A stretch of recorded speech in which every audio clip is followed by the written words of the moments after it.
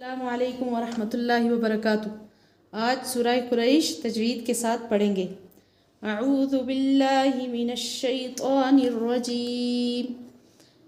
बिस्मिल्लाहिर रहमानिर रहीम।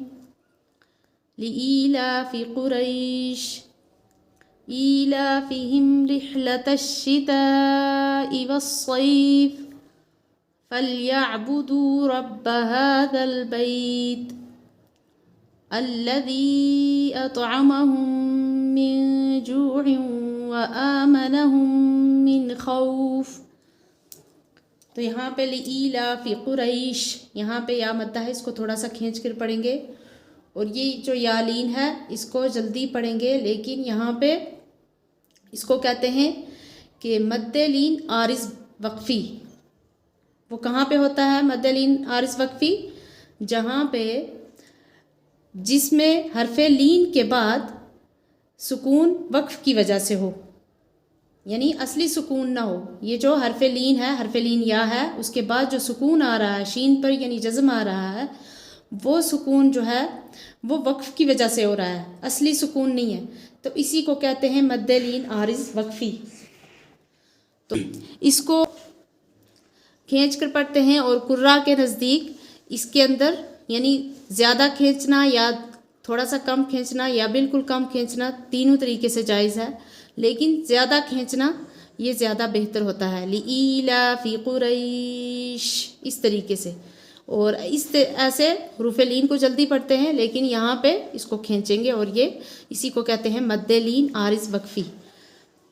ईलाफिहिम, यहाँ इसमें जो गलती करते हैं वो ये है, इलाफ़ी पढ़ते हैं, इलाफ़ी नहीं होता। ये हमज़ा के नीचे खड़ी ज़ेर है, इसको खींचेंगे ईलाफिहिम, इसको भी खींचेंगे और लाम को भी खींच कर पढ़ेंगे।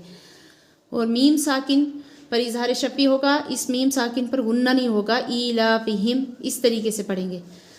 रिह्लतश शिताई के अंदर मद्दे मुत्तसिल है और इसको यानी 2 अलिफ से 4 अलिफ तक खींचेंगे। 2 अलिफ कम से कम मिक़दार इसकी 2 अलिफ है।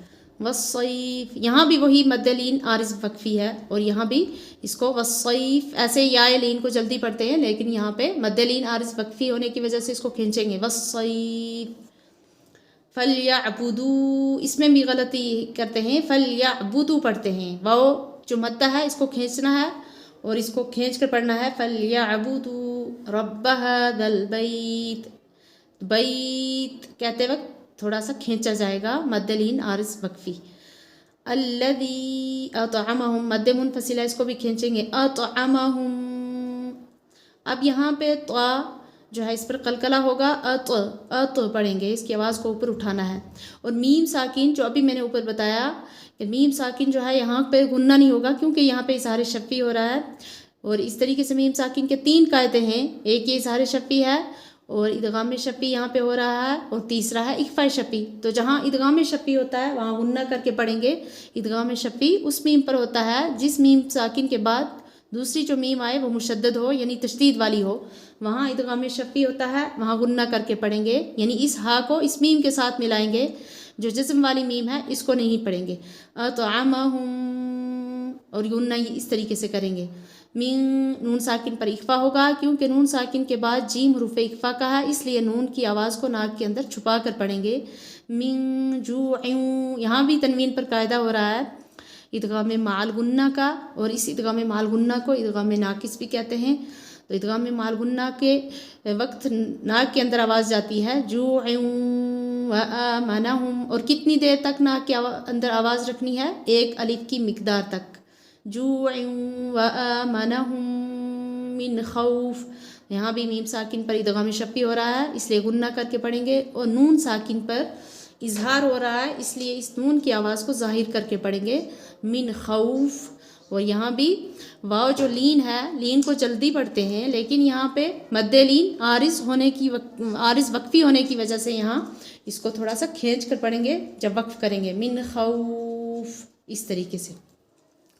तो आप अगले सबक तक इजाज़त दीजिए। अल्लाह हाफिज़।